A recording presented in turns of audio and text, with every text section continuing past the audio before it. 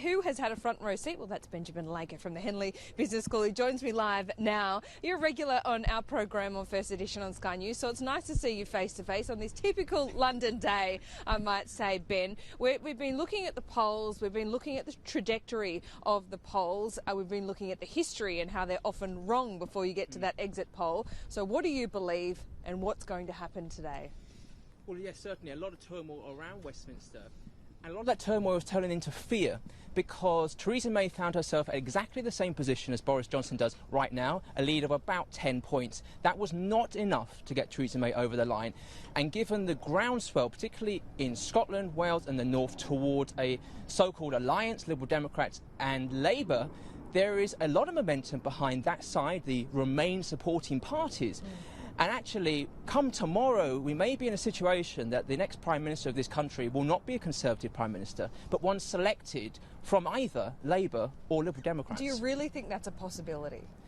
Well, Conservatives certainly do, and a lot of the chatter in Westminster this morning, having the ear on the ground, suggests that's a possibility. So and is that expectation management in your view? I mean, is this just a typical Conservative pessimism at this point of the election, or are discussions already starting with the DUP, for example? Because I had some mail this week that they may have already happened in a preliminary sense. Discussions have certainly been happening, and it's worth remembering in the last 30 years Conservatives have never had a landslide win at an election. They don't typically be able to do that.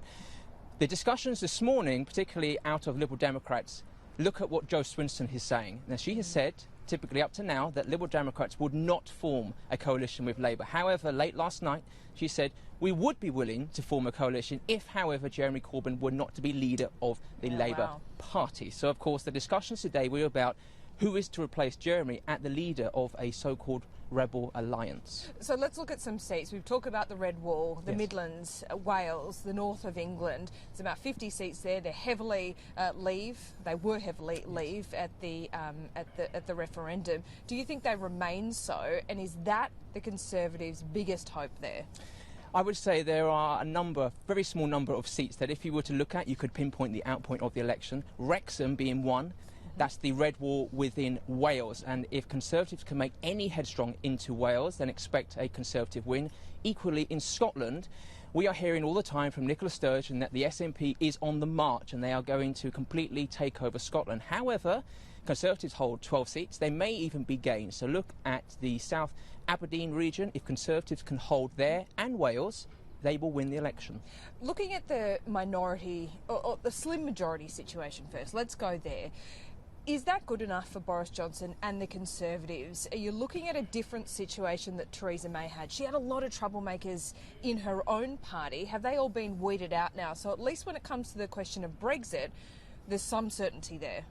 Absolutely, and if you were to look at, say, Anne Milton, who had an enormous majority in the seat of Guildford, she is standing now as an independent, but of course hoping to take her 12,000 or so constituents away to her, therefore away from the Conservative Party. So a number of those rebels are in fact standing against the party because, remember, the whip was taken away from them.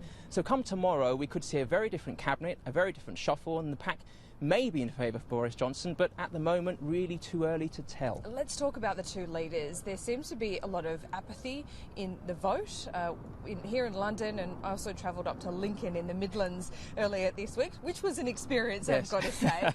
But a lot of people either don't care, they don't want to be more informed about politics. When this is such a consequential election, I find it extraordinary that still this country is pretty apolitical, and that's probably what's kept a lot of its stability over the years. But they don't like what's on offer in terms of the individuals. They don't like Jeremy Corbyn, they don't like Boris Johnson, but they seem to really not like Jeremy Corbyn that little bit more, which was going to make all the difference, right?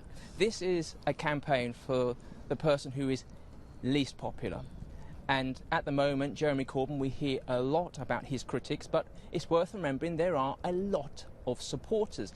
Boris Johnson is one of the most disliked Conservative leaders and one of the most disliked leaders of the country, and that really goes against him. This is not the Boris Johnson who led London as mayor. This is a very different kettle of fish. You saw that yesterday, hiding in a fridge gate, all manner of issues about his campaign. So really it's going to come down to the Brexit issue. Who does this country believe is better suited to deliver the Brexit issue? But also comes down to the two election pledges, the manifestos from both leaders. You have Boris Johnson on the one hand promising in many ways status quo, a centrist capitalist government. Jeremy Corbyn would bring in a sweeping socialist agenda which would really transform the United Kingdom economy. Is that, as well as Brexit, at the forefront of people's minds? And do you believe that that difference is as stark as I just put it, or, as Alexander Downer might say, a bit of media sensationalism? Well, if you look at the Conservative campaign yesterday, Twitter was flooded with an image of a gear stick and it said, "Let's get this country out of neutral."